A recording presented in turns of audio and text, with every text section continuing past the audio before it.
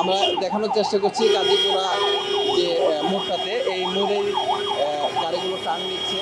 কিছু পাবলিক বাসগুলো আছে যেগুলো এসে লোকজন যাত্রীদেরকে নামানো হচ্ছে। এই নামাতে গিয়ে যে একটা যানজটের সৃষ্টি হচ্ছে, আমরা দেখানোর চেষ্টা করছি। আমরা যদি সবাই সচেতন হই, আমাদের প্রত্যেকটা গাড়ি চালকরা যদি আমরা একটু সচেতন হই যে যাত্রী নামানোর যে ব্যবস্থাটা, যে যাত্রীটার নামে আমরা দেরি না করি, তাহলে আর এই জ্যামের সৃষ্টিটা হয় না। আমরা সবাই সচেতন হব।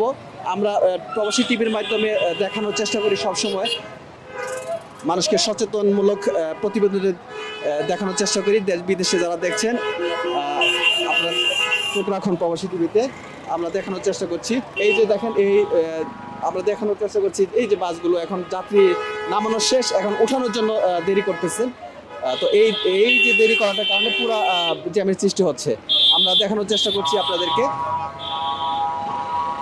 সেই সাথে নোয়াখালী থেকে ময়মনসিংহ এবং উত্তরবঙ্গের বাসগুলো, টাঙ্গাইল এবং উত্তরবঙ্গের প্রত্যেকটা থানা জেলার যে বাসগুলো যায় এই রাস্তা দিয়ে যাচ্ছে। বিশেষ করে ইদানিং এইখানে এই জ্যামের সৃষ্টিটা হচ্ছে বেশি।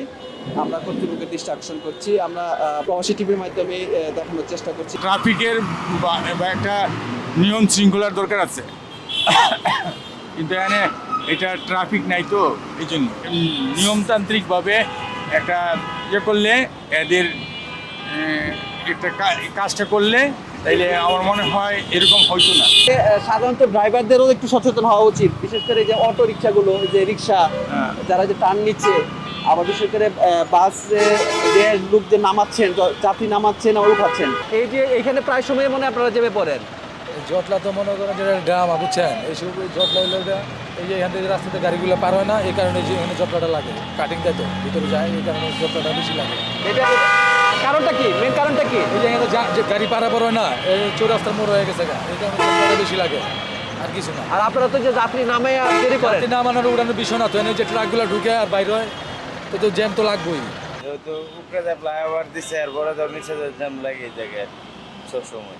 ডাইরেক্ট গাড়িগুলো উপর দিয়ে গেলে নিচেও তো যানজট বাজে না। ওদিকের গাড়ি যে আসে সিঙ্গেল যে দাঁড়াইয়া এদিকে গাড়ি সারবে, তারপরে এইটা আটকাইয়া ওইটা সারবে, এই ধরনের মেনটেন করার লোক নাই।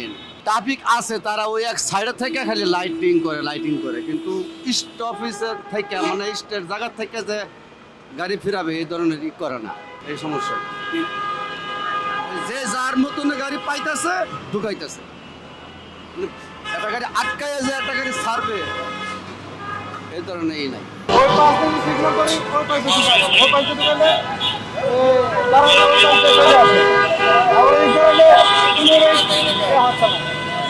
রাস্তা হলে কি না, উনি দিতে পারে রাস্তা জায়গা, কিন্তু রাস্তা যখন হয়ে গেছে এটা তো সরকারের রাস্তা, এখন গাড়ি আটকে এসে পানি দিবে তার রাস্তায়।